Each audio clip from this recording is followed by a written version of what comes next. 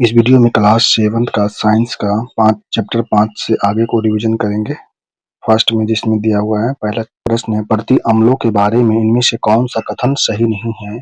Answer हो जाएगा, प्रति अम्ल प्रबल अम्ल होते हैं। ऑप्शन बी, प्रति अम्ल अतिरिक्त जठर अम्ल को उदासीन करने के लिए उपयोगी होते हैं, जैसे NaHCO3 MgOH होल 2 होता है। समानतः अधातुओं के ऑक्साइड प्राकृतिक में होते हैं अम्लीय। जब अधातु ऑक्सीजन के साथ अभिक्रिया करते हैं तो अधातु ऑक्साइड बनता है। अधात्विक ऑक्साइड अम्लीय होते हैं। पानी में घुलने पर ये अम्लीय घोल बनाते हैं जो हाइड्रोजन आयन देने के लिए वियोजित होता है। इस प्रकार प्राकृतिक में अम्लीय होते हैं अधातु। निम्नलिखित में से कौन से दुर्बल अम्ल हैं? इन सभी ऑप्शन में दुर्बल अम्ल जो है CH3COOH H2CO3 दुर्बल अम्ल है। जो अम्ल जल या किसी अन्य विलायक में अल्प मात्रा में वियोजित होते हैं तथा न्यूनतम संख्या में हाइड्रोजन आयन प्रदान करते हैं, दुर्बल अम्ल कहलाते हैं। जैसे CH3COOH एसिटिक अम्ल, H2CO3 कार्बोनिक अम्ल आदि दुर्बल अम्ल के उदाहरण होते हैं। एसिटिक अम्ल CH3COOH H2CO3 कार्बोनिक अम्ल आदि दुर्बल अम्ल के उदाहरण हैं। सभी एसिड के लिए आम तत्व होता है। सभी एसिड के लिए आम तत्व जो होता है वह होता है हाइड्रोजन। सभी एसिड के लिए आम तत्व हाइड्रोजन है। सभी अम्ल अपने जलीय विलयन में हाइड्रोजन के धनायन H+ उत्पन्न करते हैं, जैसे हाइड्रोक्लोरिक अम्ल HCl, नाइट्रिक अम्ल HNO3 आदि। अम्लों का स्वाद खट्टा होता है। ये मिथाइल ऑरेंज व नीले लिटमस को लाल कर देते हैं। अम्ल जो होते हैं, अम्ल का स्वाद खट्टा होता है। ये मिथाइल ऑरेंज व नीले लिटमस को लाल करते हैं। नेक्स्ट है, प्रबल अम्ल के विलयन में होते हैं। प्रबल अम्ल के विलयन में ज्यादातर आयन होते हैं।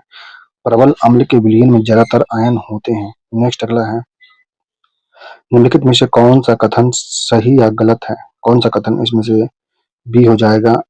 केवल कथन ए सही है। केवल कथन ए, H2SO4 का प्रयोग पेट्रोलियम के परिशिष्टकरण में सल्फर और अन्य यौगिकों को हटाने के लिए करते हैं। H2SO4 का प्रयोग है पेट्रोलियम के परिसंस्करण में सल्फर तथा अन्य यौगिकों को हटाने के लिए किया जाता है। H2SO4 अम्लीय प्रकृति का यौगिक होता है। इसका प्रयोग पेट्रोलियम के शोधन में, कई प्रकार के विस्फोटक बनाने में, सल्फर तथा अन्य यौगिकों को हटाने में, संचालक बैटरी में होता है। सोडियम हाइड्रोक्साइड NaOH की मूल प्रकृति क्षारीय हाइड्रोक्सिलिक अम्लों क्षारीय हाइड्रोक्सिलिक आयन OH की उपस्थिति के कारण होता है। जिसमें दिया गया पहले, सोडियम हाइड्रोक्साइड NaOH की मूल प्रकृति क्षारीय हाइड्रोक्सिलिक आयन OH की उपस्थिति के कारण होता है। अगला है, कॉपर सल्फेट का जलीय विलयन होता है। कॉपर सल्फेट का जलीय विलयन नीले लिटमस को लाल कर देता है। कॉपर सल्फेट का जलीय घोल अम्लीय घोल होता है क्योंकि इसका जल अपघटन हो जाता है। इसके फलस्वरूप यह नीले लिटमस को लाल कर देता है, कॉपर सल्फेट। नेक्स्ट है, प्रबल अम्ल के संबंध में निम्नलिखित में से कौन सा कथन गलत दिया है? प्रबल अम्ल के संबंध में गलत कथन है, इसमें अम्ल वह रासायनिक पदार्थ होता है जिसे स्वाद में नमकीन कहते हैं। अम्ल स्वाद में खट्टा होता है, नमकीन नहीं होता, यही गलत है। जबकि प्रबल अम्ल अन्य पदार्थों जैसे धातु कार्बोनेट और धातु हाइड्रोजन कार्बोनेट के साथ बहुत तेजी से अभिक्रिया करता है। प्रबल अम्ल हाइड्रोक्लोरिक अम्ल, सल्फ्यूरिक अम्ल और नाइट्रिक अम्ल प्रति एसिड होते हैं, प्रबल एसिड होते हैं। हाइड्रोक्लोरिक अम्ल, सल्फ्यूरिक अम्ल और नाइट्रिक अम्ल प्रबल एसिड होते हैं। सभी खनिज अम्ल प्रबल अम्ल होते हैं। नेक्स्ट है, अम्लों में एसिड का स्वाद खट्टा होता है। इसका pH मान 7 से कम होता है। अम्ल का pH मान, अम्ल जो होता है नीले लिटमस पेपर को लाल कर देता है। अम्ल क्षारों के साथ अभिक्रिया करके लवण तथा जल का निर्माण करता है। समस्त खनिज अम्ल जैसे हाइड्रोक्लोरिक अम्ल HCl, सल्फ्यूरिक अम्ल H2SO4 तथा नाइट्रिक अम्ल HNO3 प्रबल ऑक्सीकारक अम्ल होते हैं। कार्बनिक अम्ल जैसे साइट्रिक अम्ल, फॉर्मिक अम्ल एवं एसिटिक अम्ल आदि दुर्बल अम्ल की श्रेणी में आते हैं। प्रबल अम्ल मुख्यतः धातु कार्बोनेट एवं धातु हाइड्रोजन कार्बोनेट आदि के साथ तीव्र गति से अभिक्रिया करते हैं। प्रबल अम्ल मुख्यतः धातु कार्बोनेट एवं अधातु हाइड्रोजन कार्बोनेट के साथ तीव्र गति से अभिक्रिया करते हैं। ऐसा अम्ल जिसमें हाइड्रोजन तथा ऑक्सीजन दोनों के परमाणु उपस्थित होते हैं उनको ऑक्सी अम्ल कहा जाता है, जैसे H2SO4 ऑक्सी अम्ल है एवं HNO3। नेक्स्ट है, वे अम्ल जिनमें हाइड्रोजन के साथ ऑक्सीजन के अतिरिक्त अन्य धात्विक तत्व होते हैं कहलाते हैं, उसे अनॉक्सी अम्ल कहते हैं।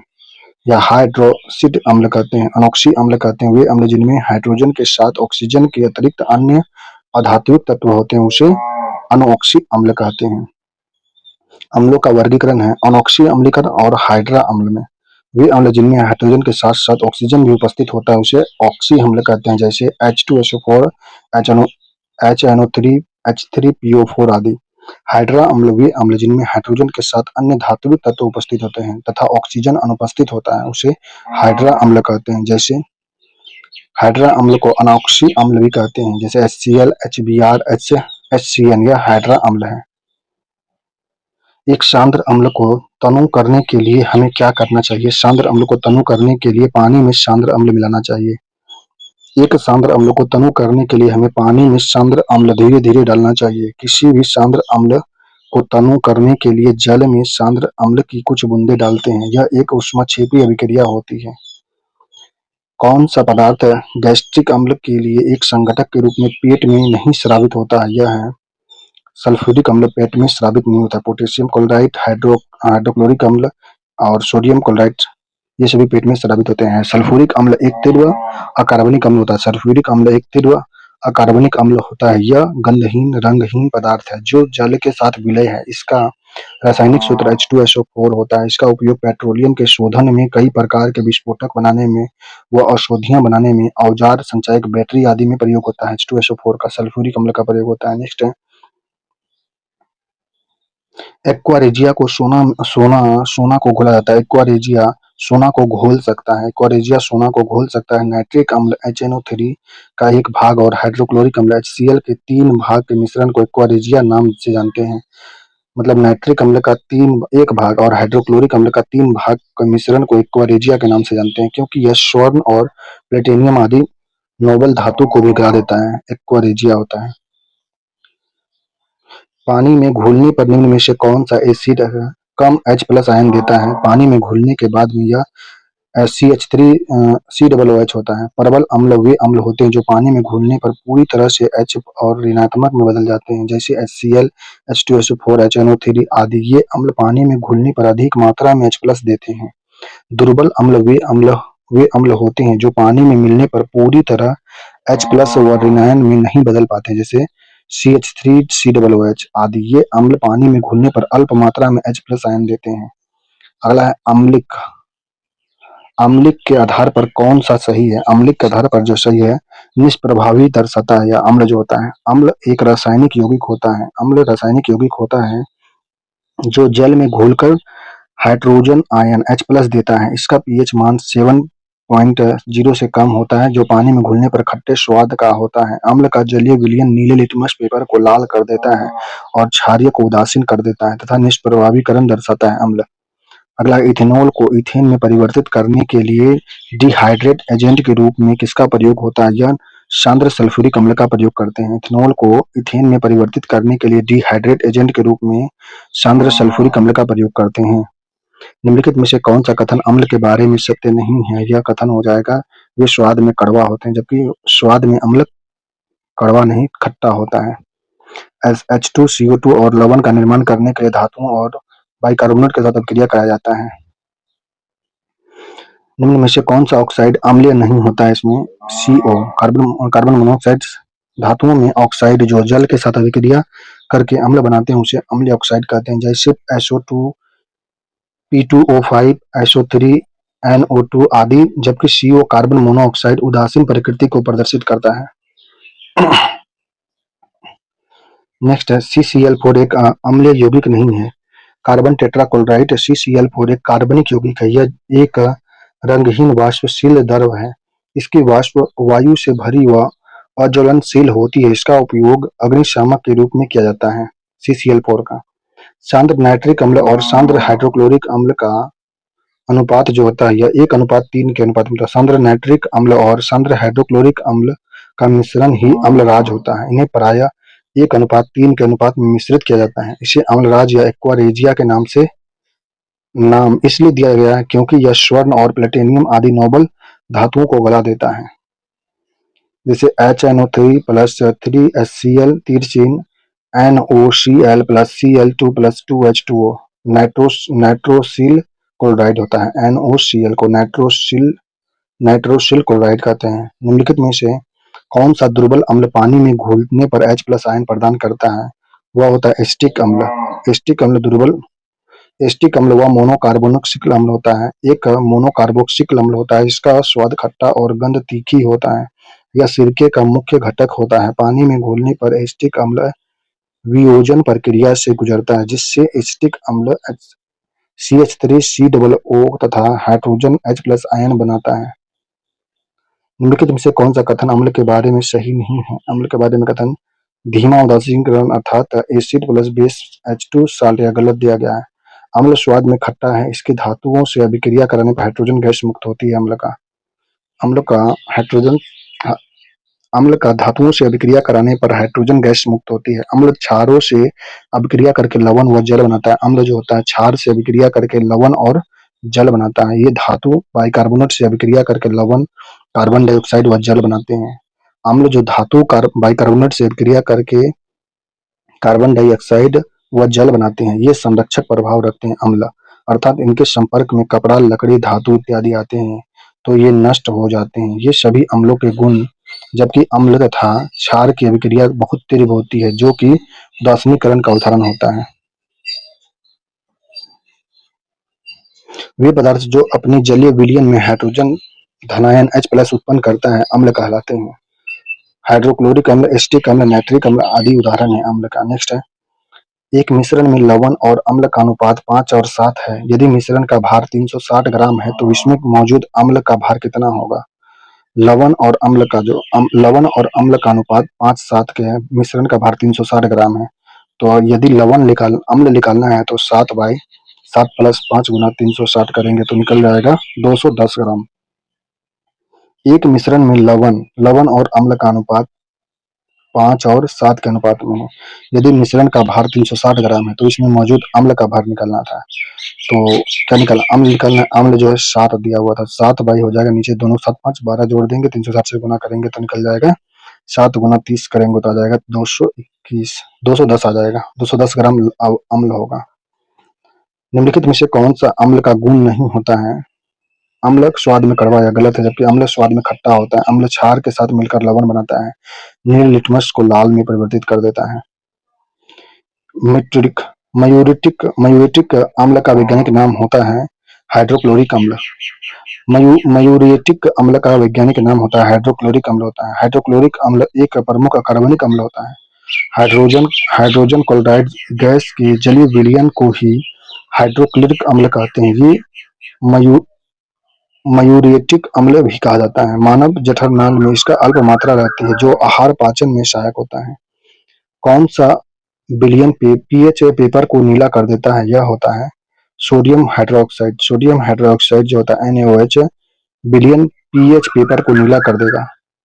सोडियम हाइड्रोक्साइड का विलयन एक क्षारीय विलयन होता है जो लाल लिटमस पेपर को नीला कर देता है। निम्नलिखित में से कौन सा प्रकार प्रबल क्षार नहीं है? इसमें प्रबल क्षार उदाहरण के लिए नहीं है। इसमें CuSO4 कॉपर हाइड्रोक्साइड एक दुर्बल क्षार होता है, क्योंकि क्यूप्रिक हाइड्रोक्साइड इसे कहते हैं। इसका उपयोग कवकनाशी के रूप में किया जाता है। कॉपर हाइड्रोक्साइड और कॉपर सल्फेट के मिश्रण का उपयोग कीटनाशक के रूप में करते हैं। कॉपर हाइड्रोक्साइड और कॉपर सल्फेट का मिश्रण का उपयोग कीटनाशक के रूप में करते हैं। टूथपेस्ट प्राकृतिक में सामान्यतः होता है या क्षारीय होता है? टूथपेस्ट प्राकृतिक में सामान्यतः क्षारीय होता है, क्योंकि हमारे मुंह में कुछ प्रकार के अम्ल पाए जाते हैं। टूथपेस्ट में उपस्थिति क्षार इन अम्लों का उदासीन कर देता है। टूथपेस्ट प्राकृतिक में सामान्यतः क्षारीय होता है, क्योंकि हमारे मुंह में कुछ प्रकार के अम्ल पाए जाते हैं। टूथपेस्ट में उपस्थित क्षार इन अम्लों को उदासीन कर देता है। मिल्क ऑफ मैग्नीशिया में डुबाने पर पीएच पेपर का रंग हल्का नीला हो जाता है। यह दर्शाता है कि मिल्क ऑफ मैग्नीशिया है, यह है दुर्बल क्षारक हो जाएगा। मिल्क ऑफ मैग्नीशिया में डुबाने पर पीएच पेपर का रंग हल्का नीला हो जाता है। यह दर्शाता है कि मिल्क ऑफ मैग्नीशिया दुर्बल क्षारक होगा। धातु ऑक्साइड समानतः होते हैं क्षारीय। धातु ऑक्साइड सामान्यतः क्षारीय प्रकृति के होते हैं, जबकि अधातुओं के ऑक्साइड प्रायः अम्लीय होते हैं। धातु सामान्यतः क्षारीय होते हैं, अधातु अम्लीय प्रकृति के होते हैं।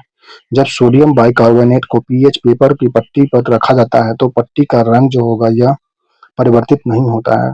जब सोडियम बाइकार्बोनेट को पीएच पेपर की पट्टी पर रखा जाता है तो पट्टी का रंग परिवर्तित नहीं होता है। कौन सा क्षार नहीं है इसमें? C2H5OH इथाइल अल्कोहल, यह क्षार नहीं है, अल्कोहल है। नेक्स्ट है क्षार। क्षार जो सार्वत्रिक सूचक के रंग बदल देते हैं, क्षार होते हैं जो बदलते हैं नीले में। क्षार जो सार्वत्रिक सूचक के रंग को नीला कर देता है, लाल को नीला कर देता है, क्षार। कौन सा प्राकृतिक में क्षारीय होते हैं? इसमें NaOH क्षारीय है, प्राकृतिक में क्षारीय पदार्थ है, जबकि उपरोक्त सभी यौगिक हैं, HCl, HNO3, H2SO4 यौगिक हैं।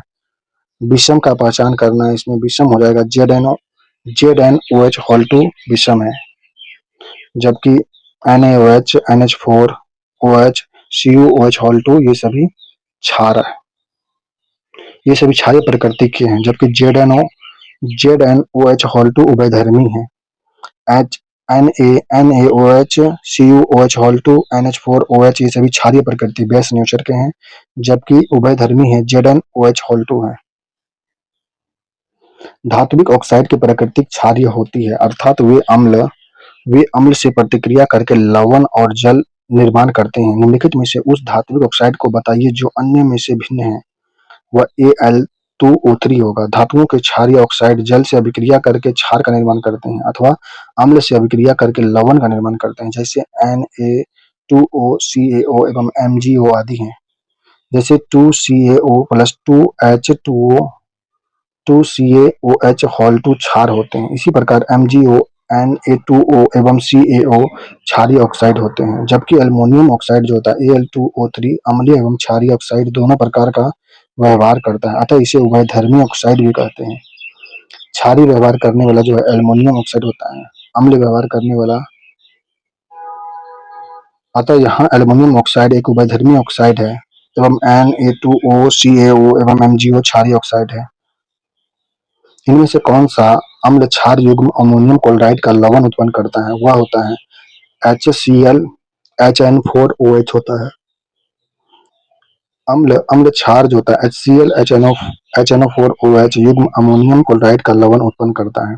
वे अम्ल और क्षारक कौन से हैं जो सोडियम हाइड्रोक्साइड कार्बोनेट का निर्माण करते हैं? वे हैं H2CO3 और NaOH होते हैं।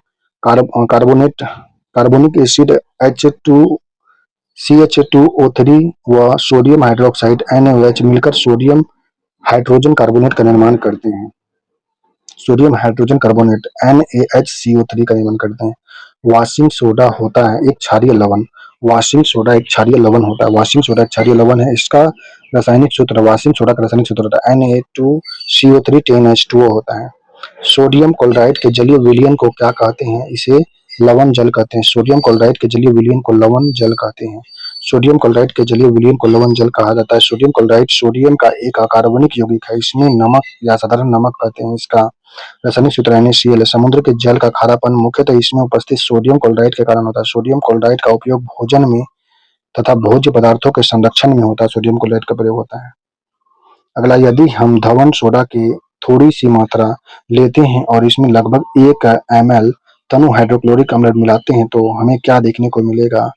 CO2 गैस तेजी से बुदबुदाहट के साथ निकलने लगेगा। इसमें 2HCl प्लस Na2CO3 तीर चिन्ह 2NaCl प्लस CO2 गैस निकलेगा प्लस H2O लिक्विड प्राप्त होगा।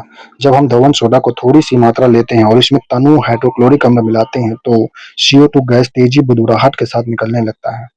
अगला है, सामान्य रूप से एक उदासीनीकरण अभिक्रिया को किस रूप में लिखा जाता है? इसे लिखते हैं क्षार प्लस अम्ल लवण प्लस जल हो जाता है। सामान्य रूप से एक उदासीनीकरण अभिक्रिया को इस रूप में लिखते हैं क्षार प्लस अम्ल मिलाकर के लवण प्लस जल बनता है। इनमें से किसका पीएच का मान शुद्ध जल से कम होता है? वह जठर रस का पीएच मान शुद्ध जल से कम होता है। दिए गए विकल्प में जठर रस का पीएच मान शुद्ध जल से कम होता है। जठर रस HCl होता है, इसका पीएच मान लगभग 1.2 होता है। जठर रस का पीएच मान 1.2 होता है, जबकि शुद्ध जल का पीएच मान 7 होता है। मिल्क ऑफ मैग्नीशिया का पीएच मान लगभग होता है 10.4। मिल्क ऑफ मैग्नीशिया का पीएच मान 10.4 होता है। मिल्क ऑफ मैग्नीशिया का पीएच मान 10.4 होता है। मिल्क ऑफ मैग्नीशिया प्राकृतिक रूप से मिलने वाला एक खनिज पदार्थ होता है। इसका रासायनिक सूत्र MgOH होल 2 होता है। इसका उपयोग शरीर की मांसपेशियों और तंत्रिका के फंक्शनल कार्य के लिए किया जाता है, लेकिन इसका मुख्यतः उपयोग पेट की अम्लता को दूर करने में होता है। mg मिल्क ऑफ मैग्नीशिया का पीएच मान 10.4 होता है। मिल्क ऑफ मैग्नीशिया प्राकृतिक रूप से मिलने वाला एक खनिज पदार्थ है। इसका रासायनिक सूत्र MgOH होता है। इसका उपयोग शरीर की मांसपेशियों और तंत्रिकाओं के फंक्शनल कार्य के लिए किया जाता है, लेकिन इसका मुख्यतः उपयोग पेट की अम्लता को दूर करने में होता है। नेक्स्ट है, परवल क्षार और दुर्बल अम्ल के मिश्रण वाले लवण का पीएच मान कितना होता है? पीएच मान 7 से अधिक होता है। रासायनिक विज्ञान में अम्ल और क्षार को पीएच स्केल के द्वारा मापा जाता है। इसमें 0 से 14 अंक होते हैं। अंक 7 को उदासीन माना जाता है। पैमाने पर 7 से ऊपर जाने पर क्षारीय बढ़ता है और 7 से नीचे जाने पर अम्लीय बढ़ता है। परवल परवल क्षार और दुर्बल अम्ल की मिश्रित करने पर प्राप्त लवण पीएच मान 7 से अधिक होता है। नेक्स्ट है, इनमें से किस विलयन का पीएच मान सबसे कम होता है? सबसे कम पीएच मान जो होता है टमाटर के रस का होगा। लार भोजन से पहले 7.4 होता है। लार का जो भोजन से पहले मुंह में जो लार होता है इसका पीएच मान 7.4 होता है।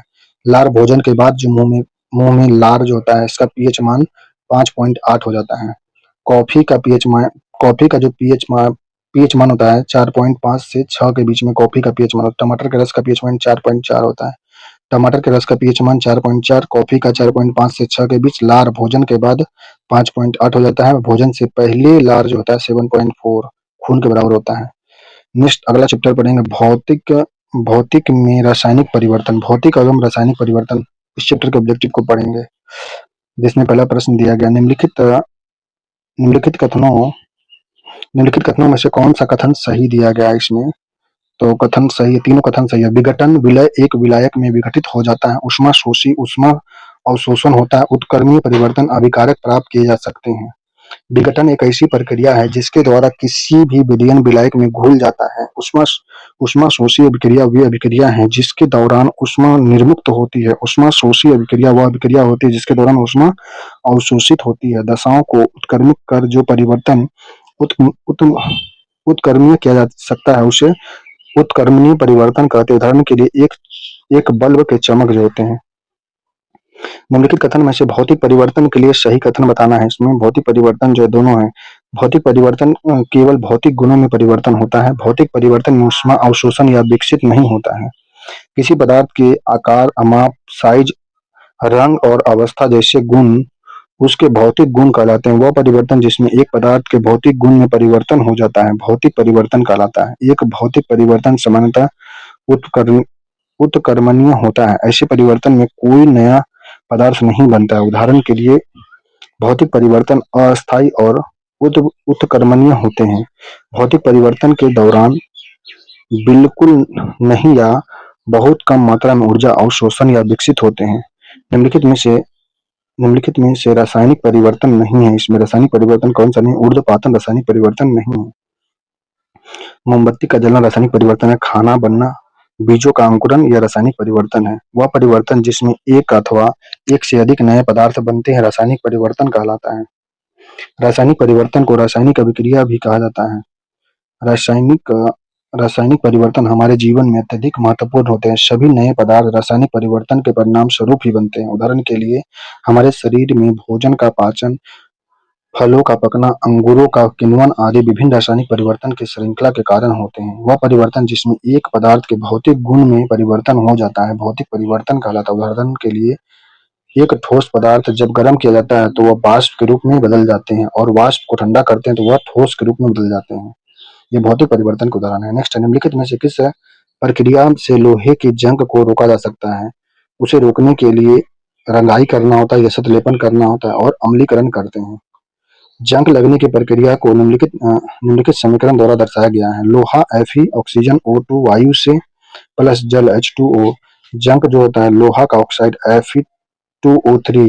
जंग लगने के लिए ऑक्सीजन और जल दोनों की उपस्थिति या जल वाष्प अनिवार्य होते हैं। वास्तव में यदि वायु में आर्द्रता की मात्रा अधिक हो अर्थात नमी अधिक हो तो जंग जल्दी लगता है। लोहे पर जस्ता की एक परत चढ़ाने का क्रम यसत लेपन गल्वेनाइजेशन कहलाती है। जल की आपूर्ति के लिए हम अपने घरों में जिन लोहे के पाइपों का उपयोग करते हैं वे जंग लगने से रोकने के लिए शायद लेपित होते हैं। रंगाई, ग्रेसिंग, तेल लगाना, कलई करना और कैथोडिक सुरक्षा का उपयोग लोहे के जंग को रोकने के लिए होता है। लोहे पर जंग लगाने से बचने के लिए इसमें करते हैं हम लोग लेपित करते हैं या तो रंगाई, ग्रेसिंग, तेल लगाना, कलई करना और कैथोडिक सुरक्षा का उपयोग लोहे के जंग से रोकने के लिए कर सकते हैं। अगला क्रिस्टलीकरण के लिए सही कथन कौन सा? क्रिस्टलीकरण में कथन जो सही है, इसका उपयोग शुद्ध पदार्थ प्राप्त करने के लिए किया जाता है। क्रिस्टलीकरण का प्रयोग शुद्ध पदार्थ प्राप्त करने के लिए होता है। इस तरीके से प्राप्त होने वाला नमक शुद्ध नहीं होता है। इसमें क्रिस्टलीय के आकार को स्पष्ट रूप से नहीं देखा जा सकता है। तथापि किसी पदार्थ को शुद्ध क्रिस्टल उसके विलयन से प्राप्त किया जा सकता है। ऐसा प्रक्रिया जो क्रिस्टलीकरण कहा जाता है, यह भौतिक परिवर्तन का उदाहरण होता है। निम्नलिखित में से कौन सा भौतिक परिवर्तन नहीं है? पदार्थों का किण्वन भौतिक परिवर्तन नहीं, रासायनिक परिवर्तन है। ठोस का द्रव में पिघलना भौतिक परिवर्तन, गैस का द्रव में द्रवीकरण भौतिक परिवर्तन, द्रवों का गैस में बाष्पीकरण भौतिक परिवर्तन है। जबकि पदार्थों का किण्वन जो है रासायनिक परिवर्तन है। पदार्थ का किण्वन एक रासायनिक प्रक्रिया या परिवर्तन है, जैसे दूध से दही बनना, गन्ने के रस में सिरका का बनना, ये सभी रासायनिक परिवर्तन है। इनमें से कौन सा रासायनिक परिवर्तन नहीं है? अम्लीकृत जल का विद्युत अपघटन होना रासायनिक नहीं है, यह भौतिक परिवर्तन है। ईंधन का दहन रासायनिक परिवर्तन है। ऑक्सीकरण, लौह में जंग लगना रासायनिक परिवर्तन है। प्लेटिनियम तार का जलना रासायनिक परिवर्तन है। रासायनिक परिवर्तन अम्लीकृत जल का विद्युत अपघटन नहीं है, जबकि ईंधन का दहन, ऑक्सीकरण, लौह में जंग लगना, प्लेटिनियम का तार का जलना सभी रासायनिक परिवर्तन है।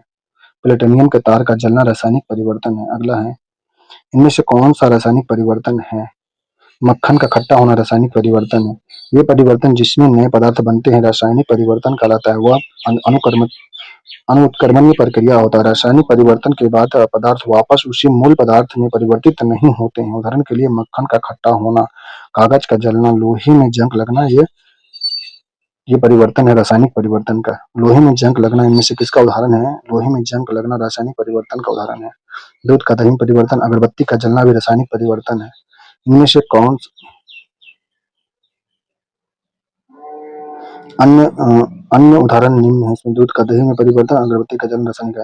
रासायनिक परिवर्तन का एक उदाहरण इसमें दिया गया है निष्क्रियकरण।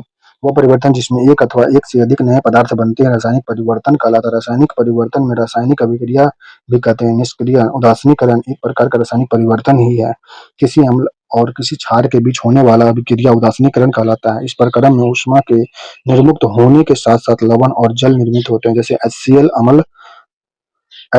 अम्ल होता है प्लस NaOH क्षारक होता है। दोनों को मिलाने पर NaCl लवण मिलता है और H2O जल प्राप्त होता है।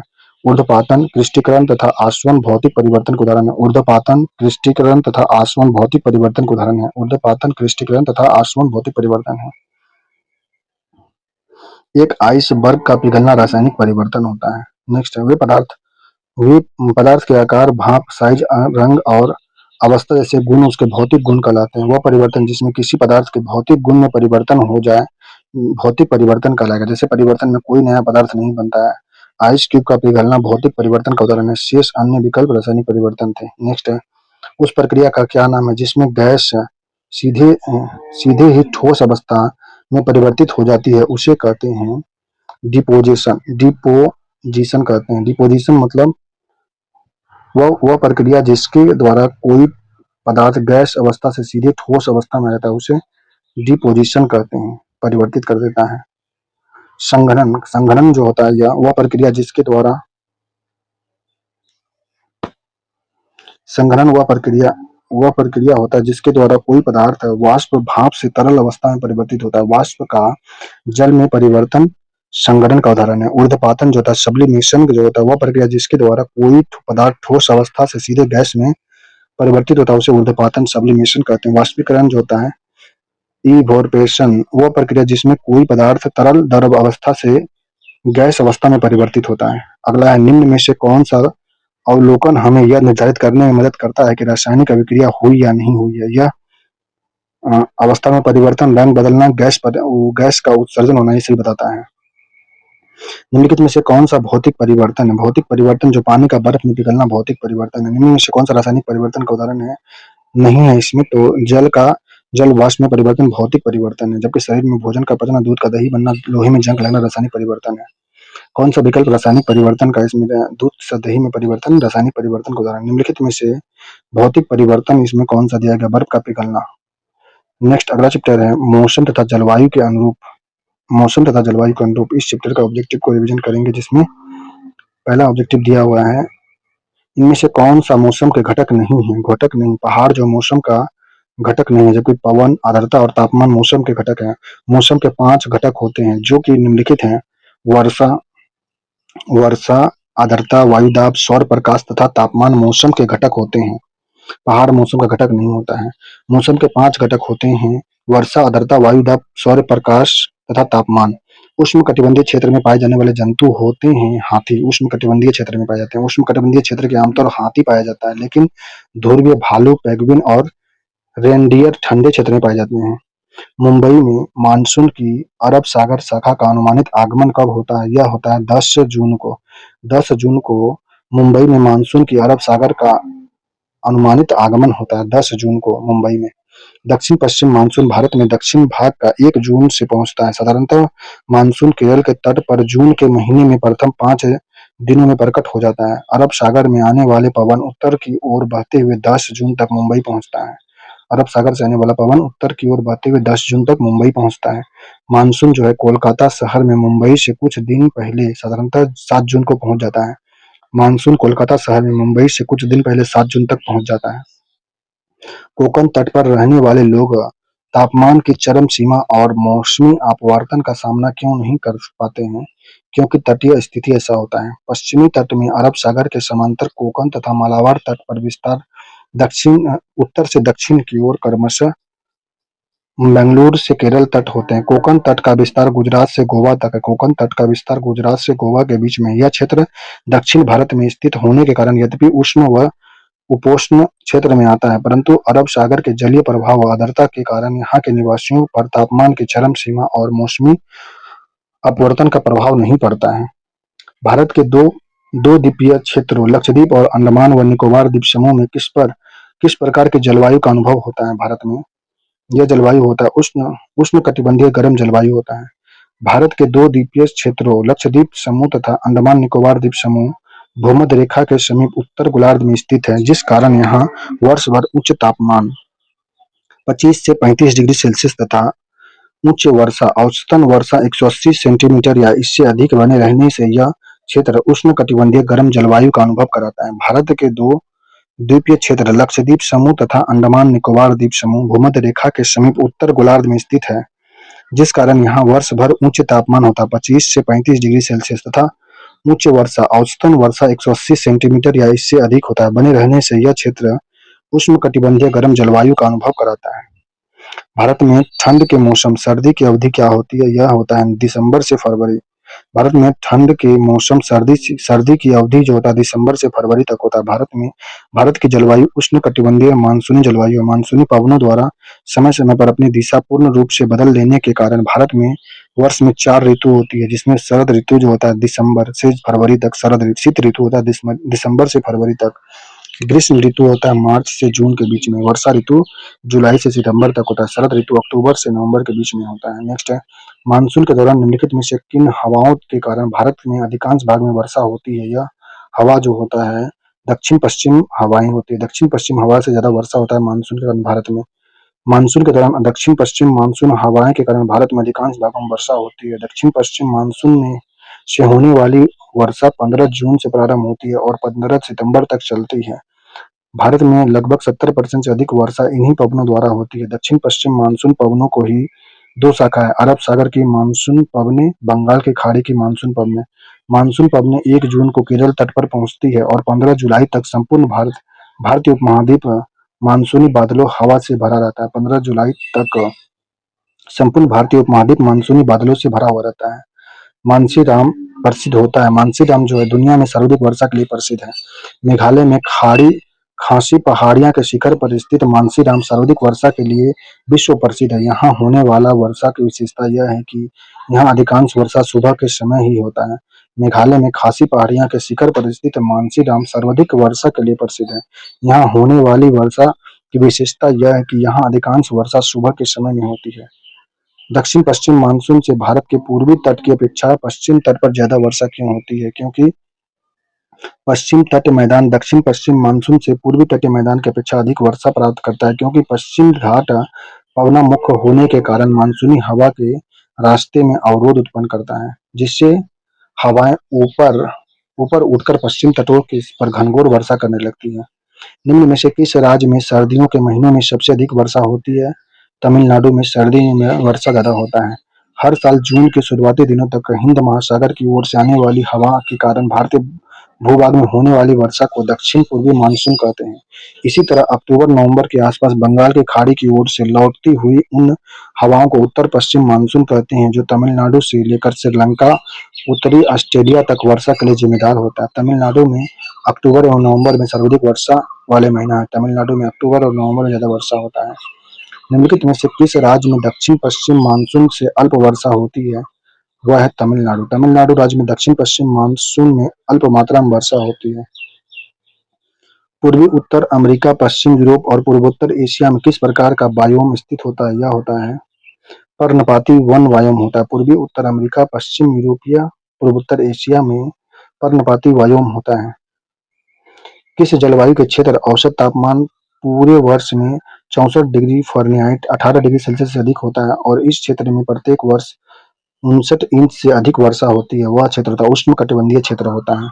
उष्णकटिबंधीय क्षेत्र। इसमें से कौन सी विशेषता उष्णकटिबंधीय स्टेपी जलवायु प्रकार की होती है? वह होता है कोपेन। वी कोपेन के अनुसार उष्णकटिबंधीय स्टेपीज प्रकार की जलवायु के विशेष प्रमुख अक्षांश अर्ध शुष्क एवं शुष्क होता है। कोपेन ने 5 प्रकार के जलवायु समूह निर्धारित किया था, जिनमें से 4 तापमान पर और 1 वर्षण पर आधारित था।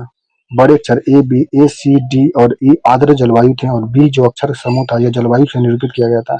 आर्द्र एवं शुष्क जलवायु के संक्रमण क्षेत्र में अवस्थित होने के कारण उष्णकटिबंधीय स्टेपी जलवायु में 15 से 25 सेंटीमीटर वर्षा वार्षिक वर्षा होती है। उल्लेखनीय है कि स्टेपी तुल्य जलवायु के प्रदेश उत्तरी व दक्षिणी गोलार्ध में 45 डिग्री से 60 डिग्री अक्षांश के मध्य महाद्वीप के मध्यवर्ती भाग में पाए जाते हैं। कौन सा लक्षण टुंड्रा जलवायु की विशेषता होती है? यह लक्षण होता है सही अर्थों में कोई ग्रीष्म इसमें नहीं है। टुंड्रा जलवायु जो होता है ईटी, जो कि कोपेन के 5 जलवायु समूह में एक शीत जलवायु ई का एक प्रकार है, की विशेषता सही अर्थों में कोई ग्रीष्म नहीं होना होता है। यहाँ पे टुंड्रा जलवायु का नाम कोई लाइकेन तथा पुष्प पादप जैसे छोटे वनस्पति प्रकार के आधार पर रखा गया है। उल्लेखनीय है कि यह अस्थायी तुषार का प्रदेश है।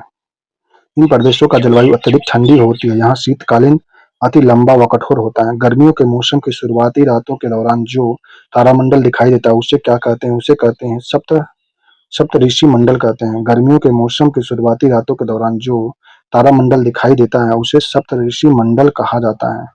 इसे फागुन चैत माह के से श्रावण भाद्र महीनों तक आकाश में क्रमशः क्रूत पुलह पुलह प्लुतस्य अत्रि अंग्रस वशिष्ठ तथा मारीच नामों से देखा जाता है।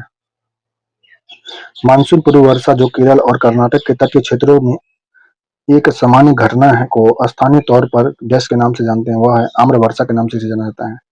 ग्रीष्म ऋतु में मानसून पूर्व की वर्षा प्राप्त होती है, जो भारत की औसत वार्षिक वर्षा का लगभग 10% होता है। आम्र वर्षा जो होता है ग्रीष्म ऋतु के खत्म होते समय मानसून पूर्व बौछार पड़ता है, जो केरल और कर्नाटक की सामान्य बात होती है। स्थानीय तौर पर इस तूफानी वर्षा को आम्र वर्षा कहते हैं, क्योंकि यह आमों को जल्दी पकाने में सहायता प्रदान करता है। कर्नाटक में इसे कॉफी वर्षा और चेरी ब्लोसम वर्षा भी कहते हैं। कर्नाटक में चेरी ब्लोसम और कॉफी वर्षा कहते हैं आम्र वर्षा को, जबकि केरल कर्नाटक में इसे आम्र वर्षा कहते हैं। नेक्स्ट, गर्मियों के मौसम में समाप्ति के समय विशेषकर केरल और कर्नाटक के पूर्वी मानसून वर्षा होना अत्यंत आम है। इस प्रायः किस नाम से संदर्भित किया गया है? इसे बताया गया है कि गर्मियों के मौसम में समाप्ति के समय विशेषकर केरल और कर्नाटक के पूर्वी मानसून वर्षा होना अत्यंत आम है। यह प्रायः आम्र वर्षा के नाम से जाना जाता है। यह वर्षा गर्म पवन तथा आर्द्र पवनों समुद्री पवनों के मिलने से होता है। यह आम की वृद्धि के लिए उपयोगी होता है। नेक्स्ट अगला टॉपिक है पवन तूफान और चक्रवात। पवन तूफान और चक्रवात, जिसमें पहला प्रश्न यहाँ पे दिया गया है। महत्वपूर्ण सूचक, पवन दिशा सूचक का उपयोग किया जाता है। पवन दिशा सूचक का उपयोग जो होता है यह होता है पवन दिशा सूचक का उपयोग पवन की दिशा जानने के लिए किया जाता है। आंधी आने पर किसी घर के अंदर छुपना चाहिए, आंधी आने पर किसी घर के अंदर छुपना चाहिए तथा बाहर घूमना, किसी पेड़ के नीचे बैठना और छत पर चढ़ना आदि नहीं चाहिए। पवन वेग मापी जाती है, पवन वेग को मापते हैं।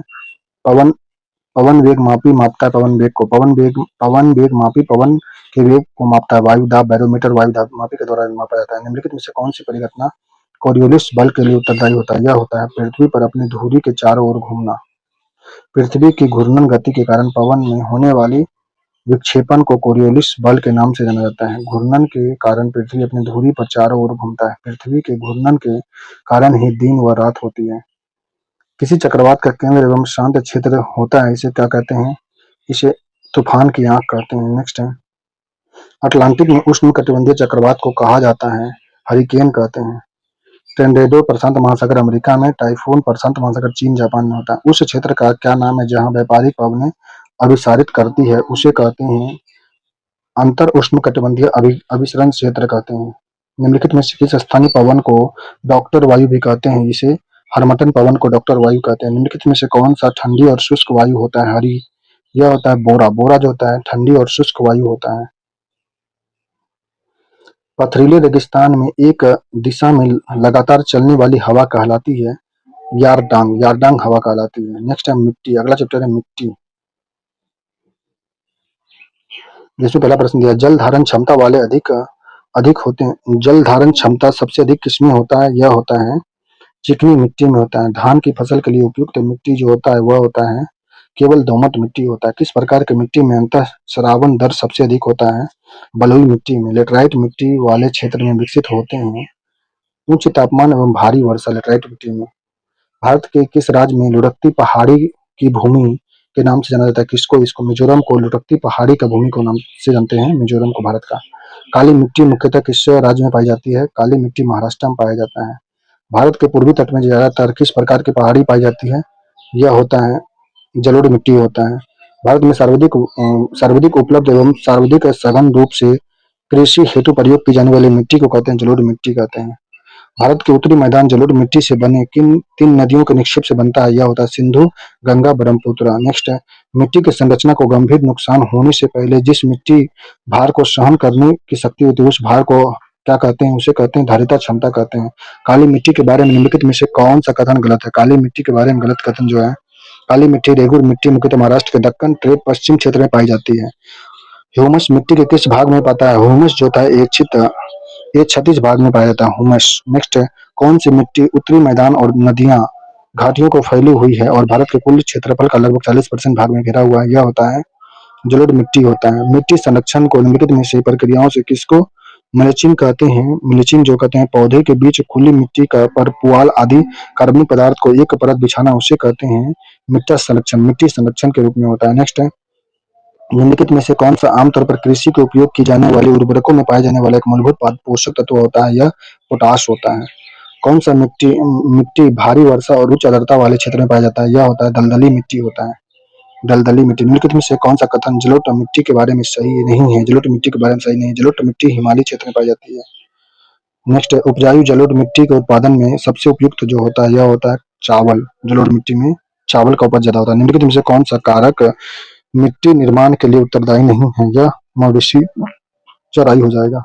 भारतीय मिट्टी राष्ट्रीय मिट्टी सर्वेक्षण एवं भूमि उपयोग नियोजन रिपोर्ट संख्या 94 के अनुसार किस प्रकार की मिट्टी कोटि की प्रचुर उपलब्धता होती है? यह होता है आदिम मित्रा होता है। इसमें किस प्रकार की मिट्टी पानी में अधिकतम मात्रा में पाई जाती है? वह होता है चिकनी मिट्टी में पानी ज्यादा होता है। लेटराइट मिट्टी में निम्न में से किस ऑक्साइड का कमी होती है? लेटराइट में सिलिकॉन की कमी होता है। लेटराइट मिट्टी में सिलिकॉन की कमी होती है। चाय और कॉफी मिट्टी में उगाई जाती है। यह होता है लेटराइट मिट्टी में चाय और कॉफी उगता है। क्या मिट्टी को उपजाऊ बनाता है? मिट्टी को उपजाऊ जो बनाता है यह खनिज और कार्बनिक पदार्थ का मिश्रण मिट्टी को उपजाऊ बनाता है। मिट्टी की अम्लीय प्रकृति को कौन उच्च सांद्रता द्वारा दर्शाता है? यह होता है हाइड्रोजन। मिट्टी की अम्लीय प्रकृति और उच्च सांद्रता द्वारा दर्शाया जाता है। संयुक्त राज्य अमेरिका के कृषि विभाग के अनुसार भारत में निम्न में से किस प्रकार का मिट्टी क्रम सर्वाधिक देखा गया है? यह मिट्टी है इंसेप्टियोल मिट्टी भारत में सबसे ज्यादा देखा गया है। कौन सा मिट्टी काजू के पेड़ को उगाने के लिए उपयुक्त होता है? यह मिट्टी जो होता है बलुई मिट्टी काजू के पेड़ को उपजाने के लिए ज्यादा काजू उगाने के लिए किस प्रकार की मिट्टी सबसे अधिक उपयुक्त होती है? बलुई मिट्टी होता है। बलुई मिट्टी या लाल लेटराइट मिट्टी बोलते हैं इसको। लेटराइट चट्टान के अक्षय में बनता है।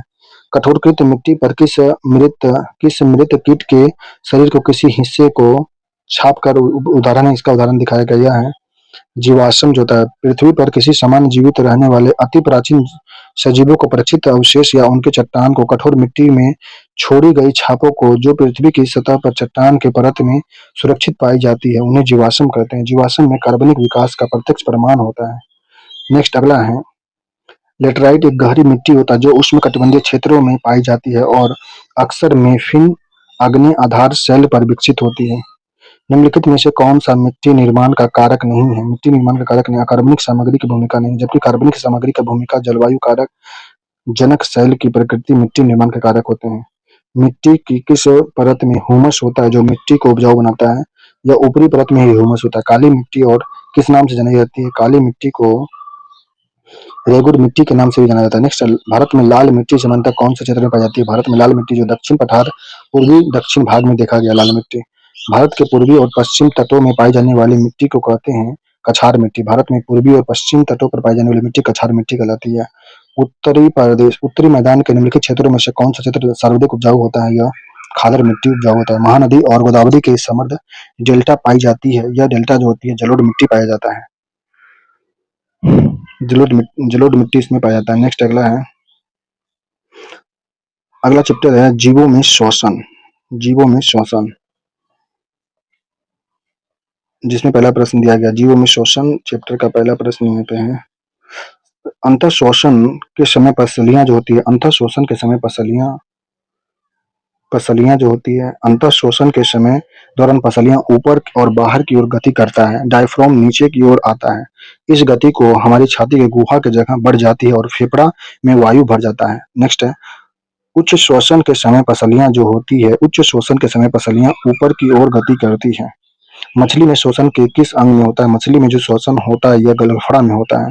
श्वसन के फलस्वरूप गैस निकलती है। यह गैस जो निकलता है कार्बन डाइऑक्साइड होता है। श्वसन की क्रिया के दौरान ग्लूकोज के एक अणु के साथ ऑक्सीजन के कितने अणु जुड़े होते हैं? यह 6 अणु जुड़े होते हैं। जंतुओं में श्वसन सतह की कुछ विशेषता का उल्लेख नीचे दिया गया है। गलत विकल्प का चयन करना है, जिसमें बहुत मोटी होती गलत है, जबकि इस क्षेत्र में वायु के अंदर लाने और बाहर लेने के लिए तंत्र मौजूद होते हैं। इसकी सतही क्षेत्रफल बड़ा होता है। यह सामान्यतः शरीर के अंदर होता है। श्वसन जंतुओं में श्वसन सतह क्षेत्र वायु के अंदर लेने और बाहर लेने के लिए तंत्र मौजूद होता है, जिसका सतही क्षेत्रफल बड़ा होता है, जो सामान्यतः शरीर के अंदर स्थित होता है। अर्थात सभी जीवों को कोशिकाओं में कोशिका श्वसन होती है, जिसके परिणाम स्वरूप ऑक्सीजन भोजन के विखंडन में सहायता करता है। मानव शरीर में वायु किस अंग द्वारा ग्रहण की जाती है? यह जो ग्रहण होता है नासा द्वार के द्वारा ग्रहण होता है। फेफड़ा में कुपिकाओं के होने का क्या कारण होता है? फेफड़ा में कुपिका का होने का कारण होता है यह पृष्ठ क्षेत्रफल में वृद्धि करना होता है। अनोक्सी श्वसन के किए गए चरणों को पूर्ण कीजिए। ग्लूकोज C6H12O6, कार्बन डाइऑक्साइड जो होता है यह एथेनॉल और कार्बन डाइऑक्साइड CO2 प्लस ऊर्जा ATP मुक्त होता है। नेक्स्ट है, विश्राम में एक वयस्क मनुष्य 1 मिनट में औसतन कितनी बार सांस लेता है? विश्राम अवस्था में मनुष्य जो होता है 15 से 18 बार सांस लेता है। विश्राम अवस्था में एक वयस्क मनुष्य औसतन प्रति मिनट 15 से 18 बार सांस लेता है और छोड़ता है।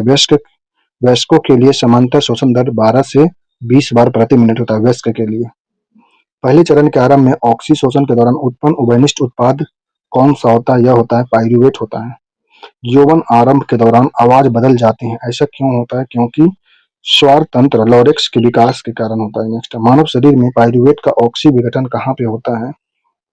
पाइरूवेट का विखंडन जो होता है यह होता है माइटोकॉन्ड्रिया में होता है। नेक्स्ट है, अनोक्सी श्वसन के लिए उपस्थिति की आवश्यकता होती है, ऑक्सीजन की उपस्थिति की आवश्यकता होती है। जब हम सामान्य श्वसन के दौरान उच्च श्वसन करते हैं तो क्या होता है? उस समय फेफड़े में हवा एक अवशिष्ट मात्रा में बनती है।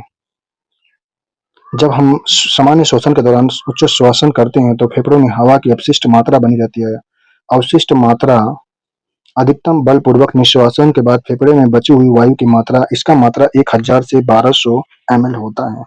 नेक्स्ट है, वायवीय श्वसन के संदर्भ में निम्नलिखित में से कौन सा कथन सही? वायवीय श्वसन के बारे में जो है, माइटोकॉन्ड्रिया में पाइरूवेट के एक अणु में विखंडन के फलस्वरूप कार्बन डाइऑक्साइड के 3 अणु बन जाते हैं। माइटोकॉन्ड्रिया में ऑक्सीजन की मदद से पाइरूवेट के विखंडन के दौरान कार्बन डाइऑक्साइड के कितने अणु बनते हैं? 3 अणु बनते हैं। नेक्स्ट, मानव शरीर में अनॉक्सी शोषण कहाँ होती है? यह कोशिकाओं के कोशिका द्रव में अनॉक्सी शोषण होती है। मांसपेशियों में ग्लूकोज के अनॉक्सी शोषण के द्वारा क्या बनता है? यह बनता है लैक्टिक अम्ल बन जाता है।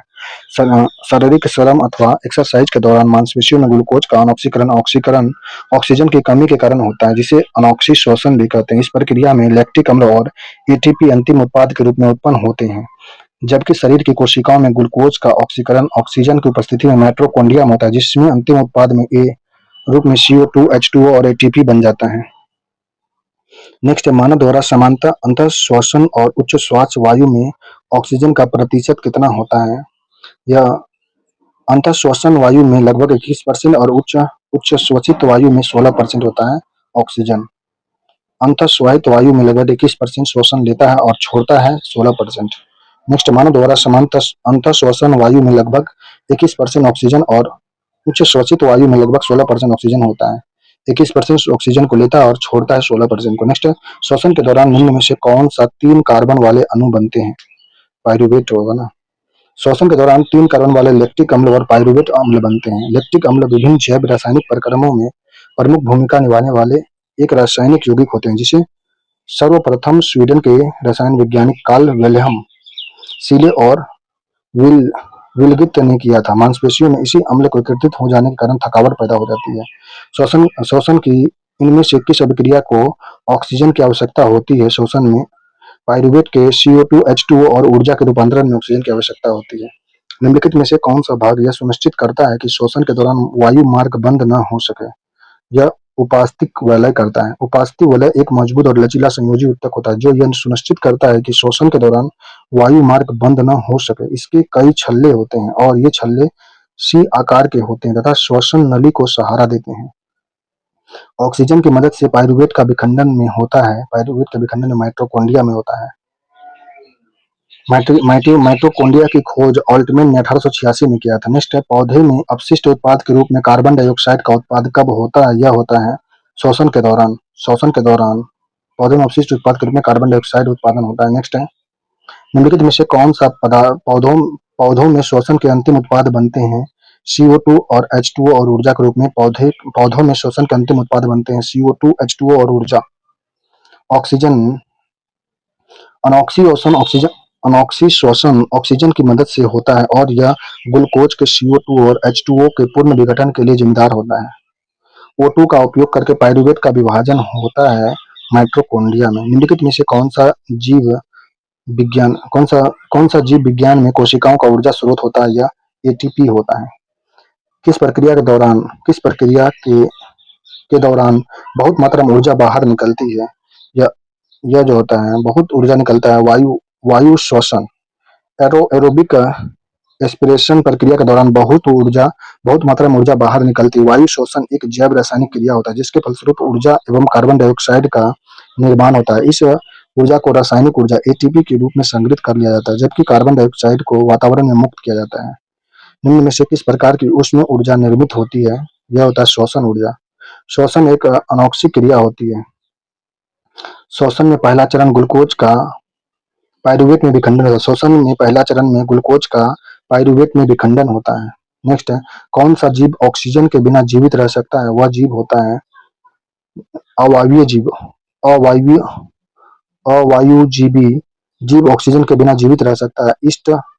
इष्ट अवायवीय जीव के रूप में श्वसन करते हैं और अल्कोहल निर्मित करते हैं। नेक्स्ट, अगला चैप्टर है जंतु और पादपों में परिवहन। जंतु और पादपों में परिवहन।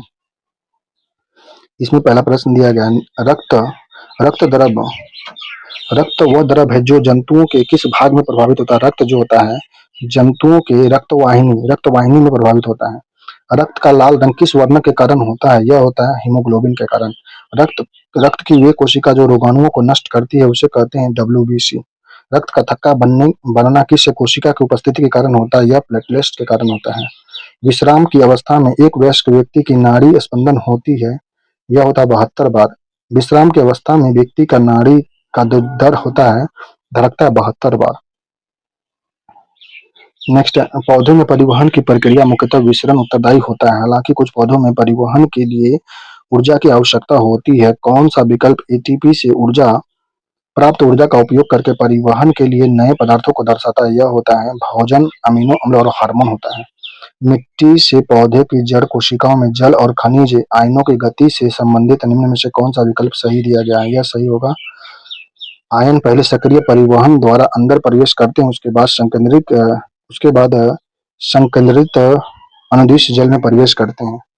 पत्तियों में पौधे का अन्य ऊतक तक प्रकाश संश्लेषण के विलय उत्पाद और अन्य पदार्थों के परिवहन की प्रक्रिया को क्या कहते हैं? इसे कहते हैं स्थानांतरण कहते हैं। निम्नलिखित में से कौन सा शब्द जल के अणुओं की एक वरंतः पारगम्य झिल्ली के आर पार गति का वर्णन करता है? वह होता है परासरण होता है। नेक्स्ट है, उस प्रक्रिया का नाम क्या है जिसके कारण जीवित कोशिकाओं को अल्प अल्प पराशरीय विलयन में रखने पर उनके आकार और आकृति में विस्तार होने लगता है? वह कहलाता है परासरण। परासरण होता है परासरण जिसके कारण जीवित कोशिकाओं के अल्पाहारी विलयन में रखने पर उसके आकार में आकृति में विस्तार होने लगता है। अल्प अल्प पराशरीय होता है, दो या दो से अधिक पदार्थों का स्वतः एक दूसरे से मिलकर समांगी मिश्रण बनने की क्रिया को विसरण कहते हैं। वाष्पोत्सर्जन पौधे द्वारा अनावश्यक जल को वाष्प के रूप में शरीर से बाहर निकालने की क्रिया को वाष्पोत्सर्जन कहते हैं। प्रकाश संश्लेषण सजीव कोशिकाओं द्वारा प्रकाशीय ऊर्जा को रासायनिक ऊर्जा में परिवर्तित करना रासायनिक परिवर्तन कहलाता है, प्रकाश संश्लेषण होता है। नेक्स्ट है, उस प्रक्रिया का नाम बताइए जिसके द्वारा प्रकाश संश्लेषण के विलयन उत्पाद को पादप के अन्य भागों में पहुंचाते हैं? वह स्थानांतरण कहलाते हैं। पादपों में जल के परिवहन में वाष्पोत्सर्जन की क्या भूमिका होती है? यह पानी के विसरण को बढ़ावा देती है। उस प्रक्रिया का नाम बताइए जिसके माध्यम से कोशिका झिल्ली में गैसीय विनिमय होता है? वह कहलाता है विसरण। निम्नलिखित में से कौन सा कथन पादपों में जल परिवहन का सही ढंग से वर्णित करता है? जल परिवहन का सही ढंग से वर्णित करता है वह होता है वह प्रक्रिया जिसमें रंध्र द्वारा जलवाष्प के रूप में जल का हानि होता है वाष्पोत्सर्जन कहलाता है। अगला है, निम्नलिखित में से कौन सा पथ मिट्टी से पत्तियों तक जल के परिवहन का सही ढंग को दर्शाता है? यह होता है मिट्टी से मूलरोम में जाता है, मूलरोम के बाद मूल वलकुट में, फिर मूलों का जाइलम से तने का जाइलम में, उसके बाद पत्तियों का जाइलम में पहुंच जाता है। जल जो होता है मिट्टी से मूल रोम में आता है, मूल रोम के बाद मूल वलकुट में पहुंचता है, मूल वलकुट के बाद मूलों का जाइलम में पहुंचता है, फिर तनों के जाइलम में पहुंचने के बाद पत्ती का जाइलम में अंतिम भाग में पहुंचता है।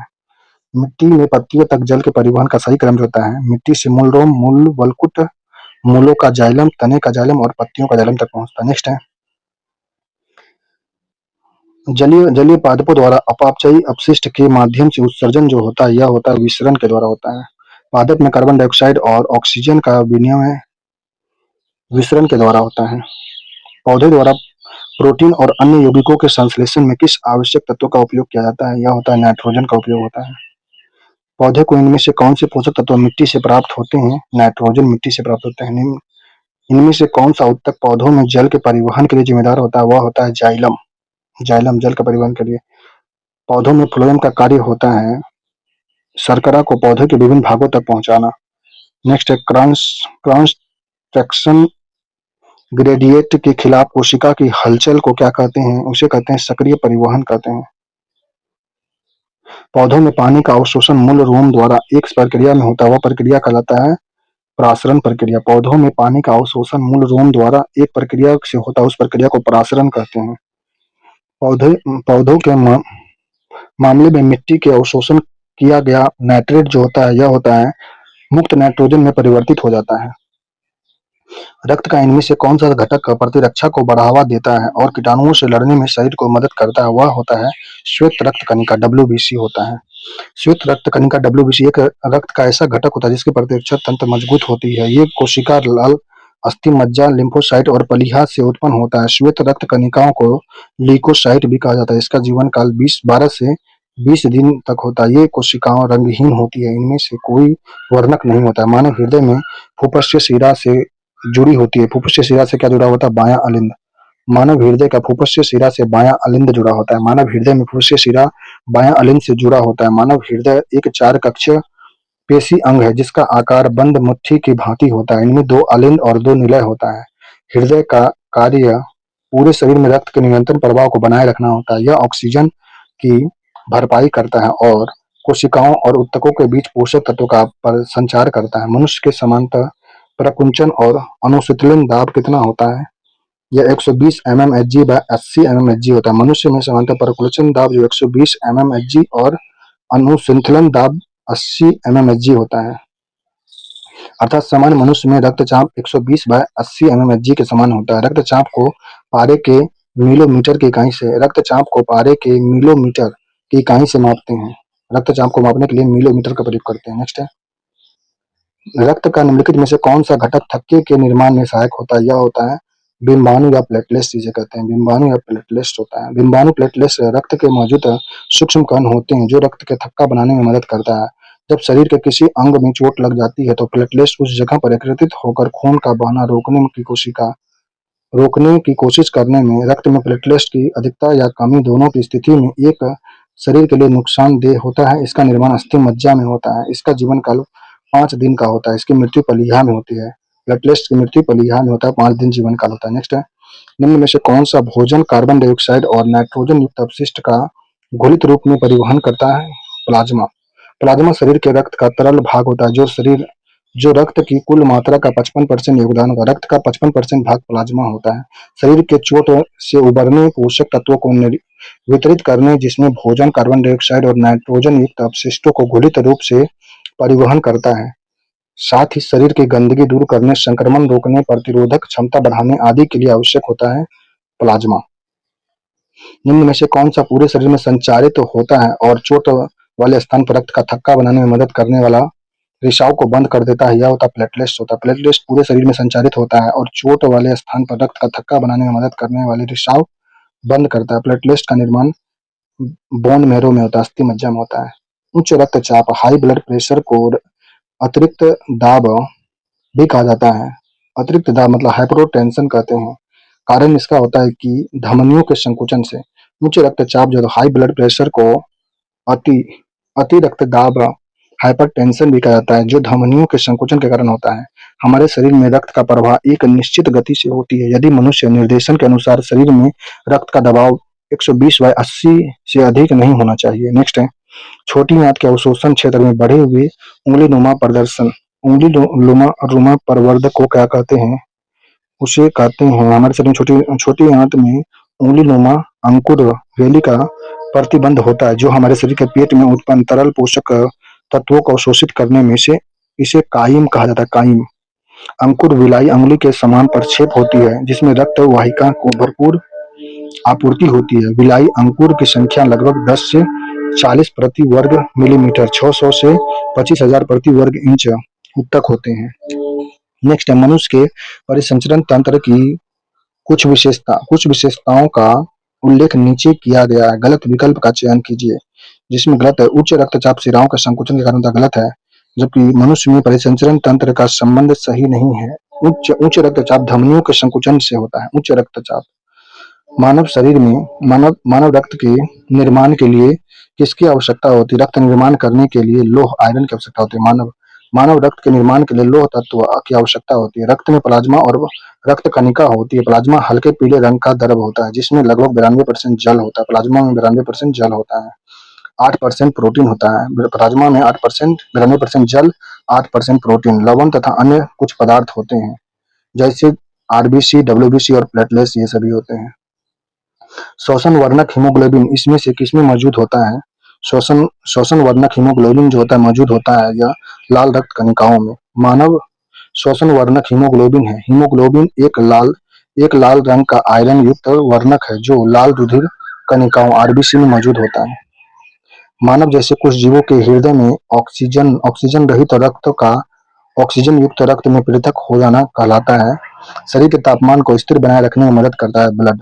मानव जैसे कुछ जीवों में हृदय में ऑक्सीजन रहित रक्त का ऑक्सीजन युक्त रक्त में अलग कार्बन डाइऑक्साइड श्वसन का अवशिष्ट उत्पाद होता है। जो श्वसन कोशिकाओं में उसकी सांद्रता अधिक होती है। उपापचयी रूप में सक्रिय कोशिकाओं में कार्बन डाइऑक्साइड बढ़ने के ऑक्सी हीमोग्लोबिन से ऑक्सीजन पृथक होता है। यह प्रक्रिया शरीर के तापमान को स्थिर बनाए रखने में सहायता करता है।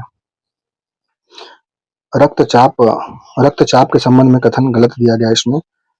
सिराओं में दाब धमनियों की तुलना में अधिक होती है, गलत दिया गया। जबकि नलियां संकुचन के दौरान दाब को प्रकुंचन दाब कहते हैं। हृदय के शरीर की ओर रक्त ले जाने वाले रक्तवाहिनी को शिरा कहते हैं। हृदय से शरीर की ओर मतलब दिल हड से शरीर की ओर ले जाने वाली रक्तवाहिनी को शिरा कहते हैं। इसमें रक्त का बहाव रोकने के लिए कपाट होता है तथा इसकी गुहाएं चौड़ी होती है। कारण रक्त धमनी गति से नियंत्रण बहता है और जबकि धमनी में कपाट नहीं होता है। चूंकि इसमें रक्त का बहाव हृदय के क्रमिक स्पंदन द्वारा होता है अतः रक्त रुक रुक कर अधिक दबाव उत्पन्न करता है। रक्त स्कंदन की मदद होता है प्लेटलेट कणिका के द्वारा। मनुष्य के समांतर परकुचन और अनुशीतलन दाब होता है 120 mmG और 80 होता है 120 से 80 होता है। मनुष्यों में समान परकुचन सिस्टोलिक और अनुशीतलन डिस्टोलिक दाब जो होता है 120 होता है। सिस्टोलिक मतलब परकुंचन भाग होता है और 80 mmHg होता है अनुशीतलन मतलब डिस्टोलिक भाग होता है। रक्तचाप मापने के लिए किस यंत्र का प्रयोग होता है? यह सिस्पेग्नोमैनोमीटर का प्रयोग होता है। रक्तचाप मापने के लिए स्पेग्नोमैनोमीटर का प्रयोग होता है। मूत्र विशिष्ट अपशिष्ट गुरुत्व को निर्धारित करने के लिए यूरियोमीटर का प्रयोग करते हैं। एक स्पेक्ट्रोमीटर प्रकाशन स्पेक्ट्रम में उत्सर्जित फोटोन की संख्या मापता है। हीमोग्लोबिन मीटर प्रति खून में हीमोग्लोबिन का पता लगाता है हीमोग्लोबिन मीटर के द्वारा। नेक्स्ट अगला चैप्टर है पादप में जनन। पादपों में जनन, जिसमें पहला प्रश्न है कि पौधों में जनन अंग होता है। पौधा में जनन अंग जो होता है यह होता है फूल पौधों में जनन अंग होता है। परागकण का वर्तिकाग्र का स्थानांतरण कहलाता है। यह कहलाता है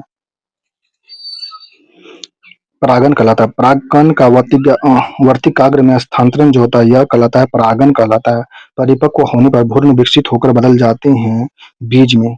नर एवं मादा युग्मक का मिलना कहलाता है निषेचन कहलाता है। नेक्स्ट है राइपोज नामक ब्रेड फफूंद में इसमें किस प्रकार के अलैंगिक प्रजनन प्रदर्शित करता है? बीजाणु निर्माण करता है। निम्न में से कौन सा बीजाणुओं का पुनरुत्पादन करता है? फर्न के द्वारा होता है। कुछ पौधे अपनी जड़ों में नए पौधे भी पैदा कर सकते हैं। ऐसे ही पौधे का उदाहरण होता है शकरकंद।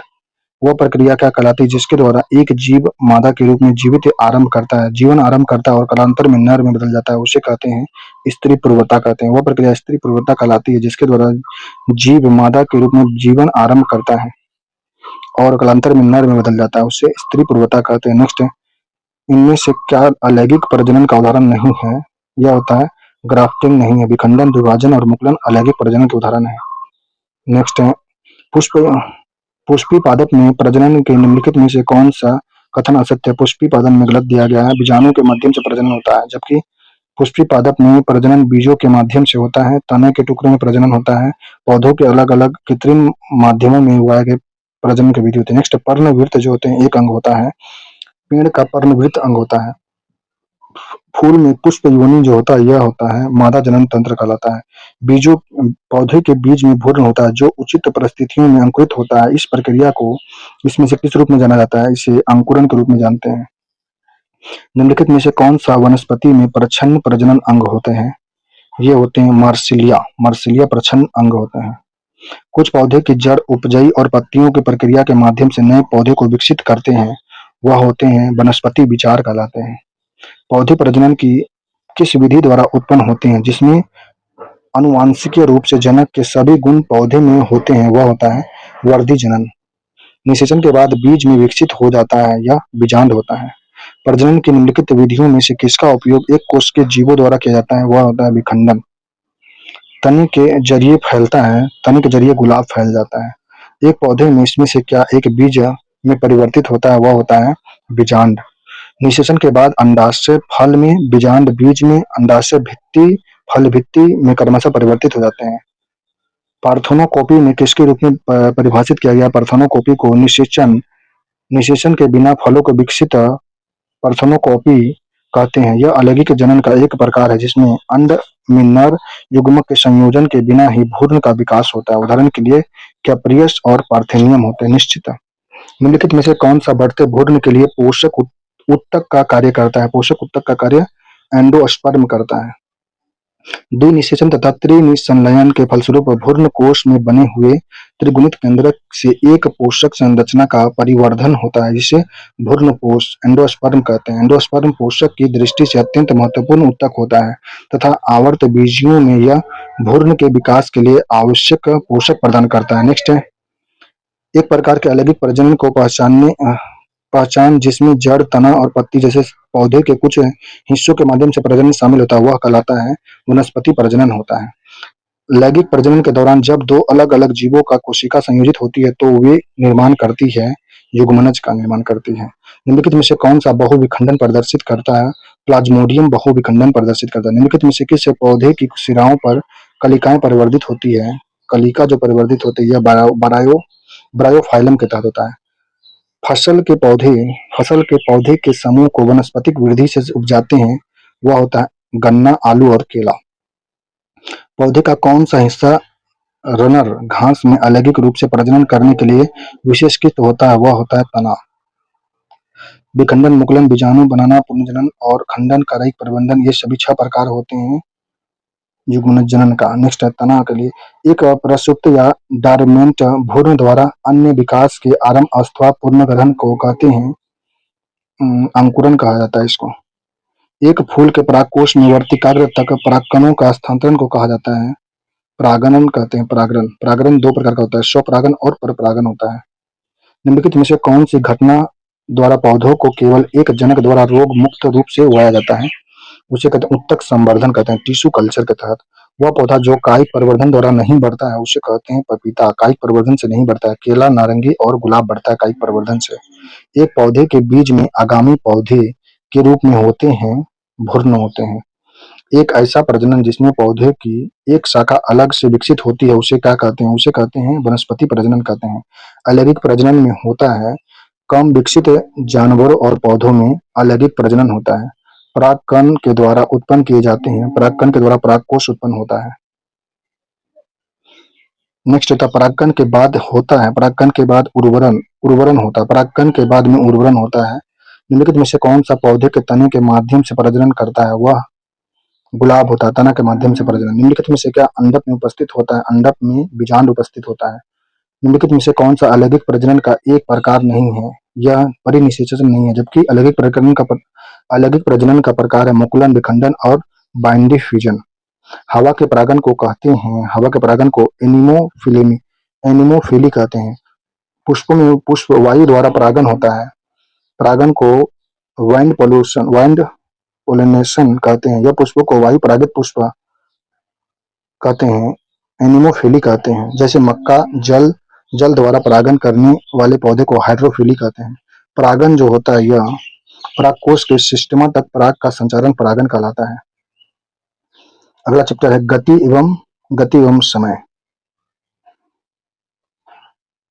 जिसमें पहला प्रश्न निम्नलिखित में से कौन सा सरल रेखीय गति का उदाहरण है? सरल रेखीय गति का उदाहरण जो है इसमें सीधे पुल पर रेलगाड़ी का गति सरल रेखीय गति का उदाहरण है। सीधे पुल पर रेलगाड़ी का गति।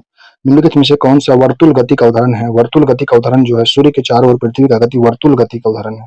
चाल का मूल मात्रक जो होता है या मीटर पर सेकंड होता है। कोई बस 20 किलोमीटर प्रति घंटा की चाल से 45 मिनट चलती है। बस द्वारा तय की गई दूरी क्या हो जाएगा? तय की गई दूरी 45 किलोमीटर हो जाएगा। गति बराबर होगा दूरी बाय समय, बस द्वारा तय की गई दूरी चाल गुना समय हो जाएगा। तो समय यहाँ पे 60 दिया हुआ था, 45 बाय 60 45 किलोमीटर हो जाएगा इसका दूरी। जब एक पर्यवेक्षक के सापेक्ष समय के साथ वस्तु की स्थिति लगातार बदलती जा रही हो तो उसे कहते हैं कहा जाता है वह गतिशील में होता है। किसी एक चालक समान गति से अपनी कार को चलाता है और 60 सेकंड में 288 मीटर की दूरी तय करता है, तो गति ज्ञात करना है उसका। चाल बराबर होता है दूरी बाय समय, 288 बाय 60 करेंगे 4.8 मीटर पर सेकंड की गति हो जाएगी उसमें।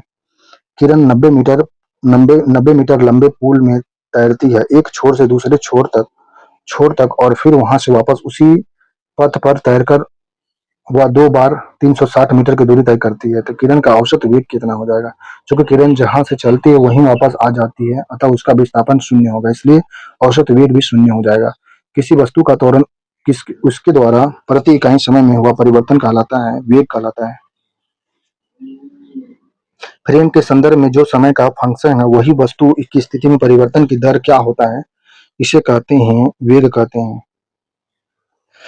एक भीड़-भाड़ वाली सड़क पर एक बस की गति उदाहरण जो होता है यह असमान गति का उदाहरण होता है।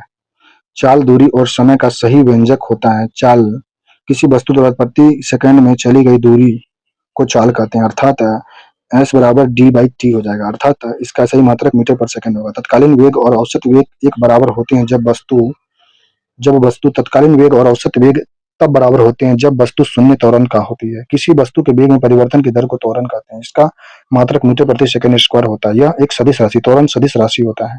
विस्थापन के परिवर्तन की दर को जो कहते हैं यह वेग कहते हैं। विस्थापन में परिवर्तन की दर वेग कहलाता है। इसका सही मात्रक मीटर प्रति सेकंड। विस्थापन की बीमा m0 l t - 1 होता है। यह सदिश राशि होता है। विस्थापन के परिवर्तन की दर को कहते हैं वेग कहते हैं। विस्थापन के परिवर्तन की दर को वेग कहा जाता है। यदि कोई वस्तु समान समय अंतराल में असमान दूरी तय करता है तो उसे असमान गति कहा जाएगा। किसी निर्दिष्ट दिशा में किसी वस्तु की गति को कहते हैं वेग कहेंगे। किसी निर्दिष्ट दिशा में किसी वस्तु की गति को वेग कहते हैं। निम्नलिखित में से कौन सी मात्रा चाल के साथ उसकी गति निर्दिष्ट करती है, यह होता है वेग। वेग में मात्रा चाल के साथ उसकी गति निर्दिष्ट होती है वेग के समय। एक निश्चित दिशा में बढ़ रहे वस्तु की गति को वैज्ञानिक शब्दावली में किस पद से व्यक्त करेंगे, वेग के रूप में व्यक्त करेंगे। नेक्स्ट, समय के साथ विस्थापन में परिवर्तन की दर को कहते हैं वेग। समय के साथ विस्थापन के परिवर्तन की दर वेग कहलाती है। अगला चैप्टर है विद्युत धारा और इसके प्रभाव। विद्युत धारा और उसके प्रभाव। इस चैप्टर में पहला प्रश्न दिया गया है, 10 वोल्ट के विभवांतर वाले दो धाराओं पर 5 कूलम के चार्ज को स्थानांतरित करने में कितना कार्य करना पड़ेगा, हो जाएगा 50 जूल हो जाएगा। कार्य बराबर विभवांतर गुना आवेश होता है। यहाँ पे वर्क जो हुआ 10 विभवांतर से 5 आवेश लगाया गया था, इसलिए वर्क पूरा 50 जूल हो जाएगा। विद्युत बल्ब के एक फिलामेंट द्वारा 3 मिनट में 0.8 एम्पियर की धारा खींची जाती है। परिपथ के माध्यम से प्रवाहित होने वाला आवेश जो होगा सी का मान इसमें हो जाएगा कितना, 144 हो जाएगा, क्योंकि समय इसमें टी 3 मिनट दिया हुआ था। 3 मिनट में यह 3 इंटू 7 180 सेकंड चलेगा। धारा इसका हो जाएगा आई का मान 0.8 दिया हुआ है। सूत्र होता है Q equal to I t होता है। यहाँ पे Q का मान जो हो जाएगा आई का मान हो जाएगा 0.8 इंटू टी का मान 180 गुना करने में 144 कूलम हो जाएगा। जहाँ आई धारा होगा, Q विद्युत आवेश होगा। 5 एम्पियर की धारा 10 मिनट के लिए एक फिलामेंट द्वारा ली जाती है। सर्किट के माध्यम से प्रवाहित विद्युत आवेश की मात्रा निकालना है इसमें, तो 3000 कूलम हो जाएगा, क्योंकि Q equal to I t होगा। यहाँ पे टी का मान 10 मिनट है, इसलिए या सेकंड में बदल देंगे तो 600 सेकंड हो जाएगा। और आई का मान 5 एम्पियर दिया, इसलिए आवेश Q इक्वल टू हो जाएगा आई टी होता है, तो आई का मान यहाँ पे 5 दिया हुआ है और टी का मान है 600, इसलिए 3000 कूलम हो जाएगा। 10 वोल्ट के विभवांतर वाले दो बिंदुओं के बीच 4 कूलम के चार्ज को स्थानांतरित करने में कितना काम किया जाता है, तो यह काम जो होगा 40 जूल काम होगा, क्योंकि यहाँ पे विभवांतर भी 10 वोल्ट दिया गया, आवेश Q 4 कूलम दिया गया। W निकालना है तो W निकालने के लिए फॉर्मूला होता है W equal to V into Q हो जाएगा, तो 10 इंटू 4 जूल होता है। नेक्स्ट, 11 वोल्ट के विभवांतर वाले दो बिंदुओं के बीच 4 सेकंड के चार्ज को प्रवाहित करने में कितना काम किया जाता है, यह काम हो जाएगा। दिया गया विभवांतर 11 वोल्ट है, आवेश 4 कूलम है, तो विभवांतर भी निकालने के लिए कार्य बाय आवेश होता है, W बाई Q होता है। कार्य निकालेंगे तो W बराबर V इंटू Q हो जाएगा। 11 इंटू 4 44 जूल हो जाएगा। प्रत्येक 4 ओम के दो प्रतिरोध 5 वोल्ट बैटरी स्रोतों के साथ समांतर क्रम में संयोजित है, तो परिपथ में प्रवाहित कुल धारा का मान कितना होगा इसका, यह धारा का मान 10 एम्पियर होगा, क्योंकि परिपथ का प्रतिरोध 1/4 प्लस 1/4 2/4 0.5 ओम होगा। परिपथ में प्रवाहित कुल धारा I इक्वल टू 5/0.5, तो 10 एम्पियर हो जाएगा। नेक्स्ट है 200 वाट का एक बल्ब 220 वोल्ट के स्रोत से जुड़ा हुआ है, तो बल्ब में प्रवाहित होने वाली धारा क्या हो जाएगी इसमें, दिया हुआ विभवांतर 220 वोल्ट है, आई का मान नहीं है, जबकि पी का मान 200 वाट दिया गया है। पी इक्वल टू हो जाता है वी आई हो जाता है, I equal to P by V हो जाएगा 200/220, आई इक्वल टू 0.91 एम्पियर हो जाएगा। दिए गए परिपथ में 3 ओम प्रतिरोध में प्रवाहित धारा ज्ञात करना है। इसमें परिपथ का कुल प्रतिरोध जो होता है R इक्वल टू 3 + 4 7 ओम हो जाएगा। परिपथ में विभवांतर V इक्वल टू 5 वोल्ट दिया गया। परिपथ में प्रवाहित धारा I equal to V by R होता है, आई का मान 5/7 एम्पियर हो जाएगा।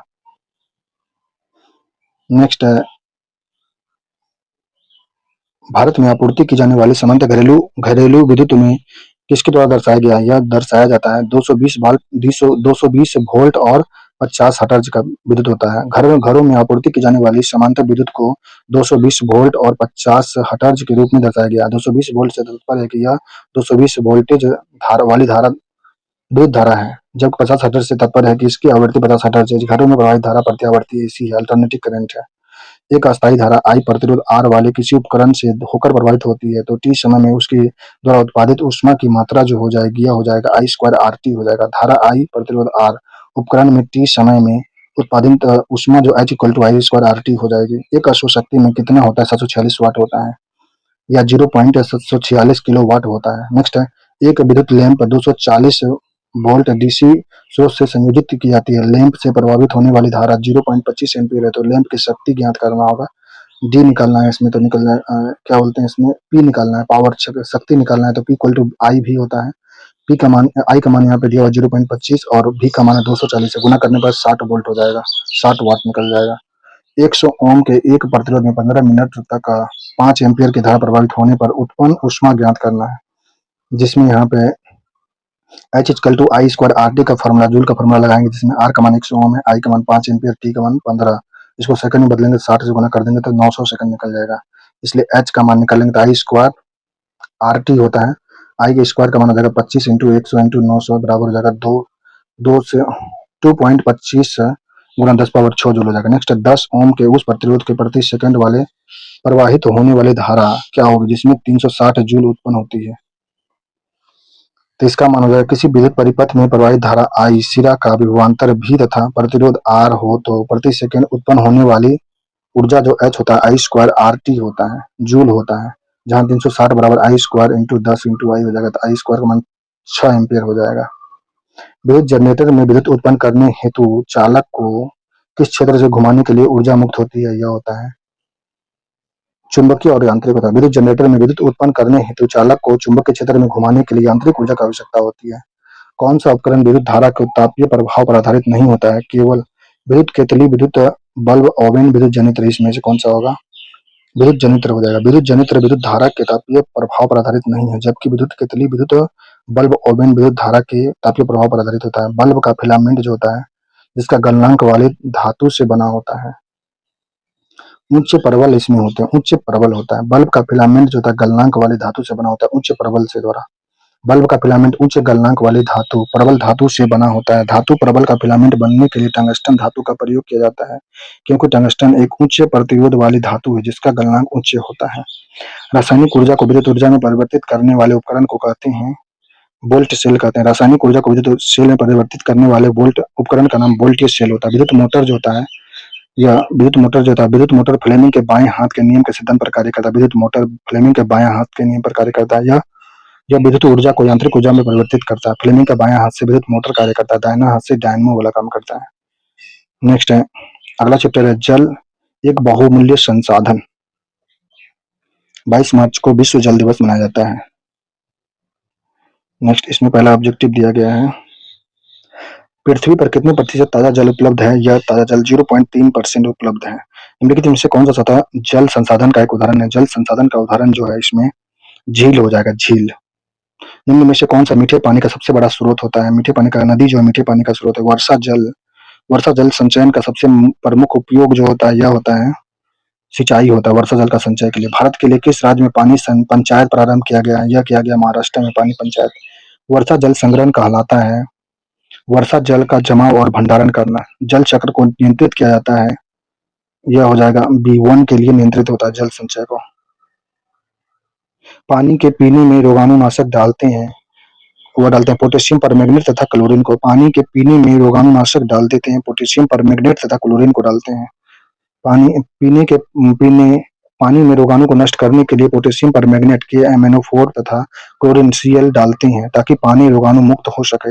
इसके अलावा जल में उपयोगी उपस्थित कीटाणुओं को नष्ट करने के लिए ब्लीचिंग पाउडर तथा ओजोन गैस का उपयोग किया जाता है। वर्षा से होने वाले निम्नलिखित में से महत्वपूर्ण भूमिका होती है जो वाष्पीकरण और संघनन दोनों होता है। जल समस्या का निराकरण संभव होता है। जल समस्या का निराकरण जो संभव होता है, जल अपव्यय को रोककर समुचित जल प्रबंधन कर वाटर हार्वेस्टिंग द्वारा जल संचय को रोक सकते हैं। नेक्स्ट अगला चैप्टर है वन एवं हमारी जीवन रेखा। जिसमें पहला प्रश्न दिया गया है, निम्नलिखित में से कौन सा कथन सही नहीं है? यह कथन हो जाएगा, वन में पादप तथा जंतु एक दूसरे पर निर्भर होते हैं। वन में पादप और जंतु एक दूसरे पर निर्भर नहीं होते हैं, गलत है। वन मिट्टी को प्रजनन से बचाता है। वन में पादप तथा जंतु एक दूसरे पर निर्भर निर्भर नहीं होते हैं, नहीं निर्भर होते हैं। वन जलवायु तथा जल चक्र को प्रभावित करता है। मिट्टी वनों में वृद्धि तथा पुनर्जनन में सहायक होता है। किस देश में टेंगा वन पाए जाते हैं? यह टेंगा वन, भारत में टेंगा वन पाया जाता है। नेक्स्ट है, पर्णपाती वनों में वृक्ष का एक निश्चित मौसम में अपने पत्तों को त्याग कर देती है, पर्णपाती वन। इन्हें मानसूनी वन भी कहते हैं। मानसूनी वन जो कहते हैं, उष्णकटिबंधीय पतझड़ वन को मानसूनी वन कहते हैं। पृथ्वी की सतह पर कुल पानी का लगभग कितना प्रतिशत निकटतम पूर्णांक तक महासागर से संचित होता है? यह होता है 97%। 97% महासागरों से संचित है। बाकी 2.5% जल नदियों, झीलों, झरनों आदि में उपयोग हेतु शेष 0.5 भूमिगत जल होता है। मेडागास्कर महासागर में स्थित है। मेडागास्कर महासागर में हिंद महासागर स्थित है। मेडागास्कर एक प्रायद्वीपीय देश है जो हिंद महासागर के अफ्रीका महाद्वीप में दक्षिण पूर्व में स्थित है। इसे मोजाम्बिक चैनल अफ्रीका महाद्वीप से अलग करता है। मेडागास्कर के पूर्व में मॉरिशस देश स्थित है। काला सागर महासागर जो है यह है अटलांटिक महासागर में काला सागर महासागर स्थित है, अटलांटिक महासागर में। टुंड्रा वनस्पति कहाँ पाई जाती है? यह हिमालय क्षेत्र में टुंड्रा वनस्पति पाया जाता है। नेक्स्ट, पश्चिम घाट। पश्चिम घाट में निम्नलिखित में से कौन सा स्थानिक प्रजाति नहीं पाई जाती है? पश्चिम घाट में जो है हिमपिड हरे नहीं पाई जाती है, जबकि नीलगिरी लंगूर, ब्राउन पाम, हिवेट, नीलगिरी तहर पाई जाती है पश्चिम घाट में। भारत के सुंदरबन डेल्टा में किस प्रकार के वन पाए जाते हैं? सुंदरबन डेल्टा में मैंग्रोव वन पाए जाते हैं। भारत में सुंदरबन डेल्टा में मैंग्रोव वन पाए जाते हैं। यह भारत में पश्चिम बंगाल के बांग्लादेश तक 10,000 वर्ग किलोमीटर के क्षेत्र में फैला हुआ है। सुंदरबन भारत तथा बांग्लादेश में स्थित विश्व का सबसे बड़ा डेल्टा स्थित है। भारत में पर्वतीय वनों में किस प्रकार के पेड़ पाए जाते हैं? यह होता है चीड़ पेड़ पाया गया है। अगला चैप्टर है अपशिष्ट जल एवं उसकी कहानी। इस चैप्टर में पहला प्रश्न है, अपशिष्ट जल जो होता है, अपशिष्ट जल होता है, दूषित जल को अपशिष्ट जल कहते हैं। विश्व जल दिवस 22 जनवरी को मनाया जाता है। 22 जनवरी को विश्व जल दिवस मनाया जाता है। 22 जनवरी नहीं, सॉरी, 22 मार्च को होता है। 22 मार्च को विश्व जल दिवस मनाया जाता है। विश्व जल दिवस मनाने का उद्देश्य लोगों को जल का महत्व बताना और जल के प्रति जागरूक करना होता है। दूषित जल से होने वाली बीमारी नहीं है। कैंसर दूषित जल से होने वाली बीमारी नहीं, जबकि पेचिश, खुजली, पीलिया दूषित जल से होने वाली बीमारी है। दूषित जल से होने वाली बीमारी पेचिश, पीलिया और खुजली तक कैंसर दूषित जल से नहीं होता है। यह हानिकारक किरणों या धूम्रपान से होता है कैंसर। पीलिया रोग का कारण जो होता है यह दूषित जल का व्यवहार। पीलिया रोग दूषित जल से फैलता है। यह एक विषाणु जनित रोग होता है जो दूधिया जल में होने वाले संक्रमण, दूषित जल से होने वाला संक्रमण होता है पीलिया। चापाकल या कुएं के पास जल जमाव से पेयजल में क्या हो जाते हैं? यह होते हैं दूषित हो जाता है। चापाकल या कुएं के पास जल जमाव से पेयजल दूषित हो जाता है। कुएं के पास सही तरीके से जल निकास का व्यवस्था होनी चाहिए जिससे जल प्रदूषण नहीं हो। इसमें से कौन सा अपशिष्ट पर्यावरण का सबसे कम क्षति पहुंचाता है? कागज का कप पर्यावरण को कम क्षति पहुंचाता है। हमारा पर्यावरण अपशिष्ट के कारण खराब हो रहा है। अपशिष्ट उन पदार्थों को कहते हैं जो उपयोग के बाद निरक्तर एवं बेकार हो जाते हैं, जैसे समाचार पत्र, डिब्बा, पॉलिथीन, रख रखाव आवश्यक कचरा। घरेलू और औद्योगिक ठोस अपशिष्ट के बीच मुख्य अंतर क्या होता है? घरेलू ठोस अपशिष्ट संरचना के विषम होते हैं। जैव निम्नीकरण अपशिष्ट के बड़े पैमाने पर उत्पादन के कुछ प्रभाव का उल्लेख नीचे किया गया गलत कथन का चयन करना है इसमें, तो गलत कथन हो जाएगा। लैंडफिल में भेजे जाने वाले अपशिष्ट की मात्रा बढ़ जाती है, गलत है। मिट्टी पोषक तत्वों की पुनः पूर्ति हो जाता है लैंडफिल इससे, अपशिष्ट से। मच्छरों के प्रजनन स्थल में रूप में कार्य करता है जिससे बीमारी भी फैलती है, दुर्गंध देता है यह। जैव निम्नीकरण अपशिष्ट के बड़े पैमाने पर उत्पादन में फलस्वरूप लैंडफिलिंग में भेजे जाने वाले अपशिष्ट की मात्रा बढ़ जाती है, यह कथन गलत है, जबकि लैंडफिलिंग कचरा निपटारा का पुनरावृत्ति पद्धति होती है। कचरा के मिट्टी के नीचे दबाया जाता है जिसकी मात्रा घट जाती है। नेक्स्ट, अजैविक निम्नीकरण के बारे में बताया गया है। यह होता है अजैव निम्नीकरण पदार्थ पर्यावरण से बने होते हैं। वे अपशिष्ट पदार्थ जिनका जैविक कारकों द्वारा अपघटन नहीं होता है अजैव निम्नीकरण कहलाते हैं। वे पदार्थ असमानता अक्रिय है जो लंबे समय तक पर्यावरण में बने रहता है, वातावरण में अन्य सदस्यों को हानि पहुंचाता है। सब नेक्स्ट अगला पढ़ेंगे 8th क्लास।